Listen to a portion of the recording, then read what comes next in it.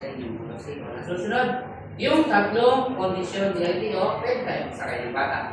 Pwede natin tayo yan sa National Highway sa maraming sasakyan. Okay, Anti-Distracted Driving Act naman of 2016, 10913. Bawal na bawal po tayo gumamit ng any communication devices habang tayo ay nagmamaneho. Kasi madidistract ka. Ang mata nga sa cellphone, wala sa kalisada. Maaari kayong mag-accident. So it prohibits and penalizes any driver who is distracted while driving or temporarily stuck at a stoplight. Nagchat-chat, nagte-text, bawal din po yun. Ito po yung mga bawal gawin.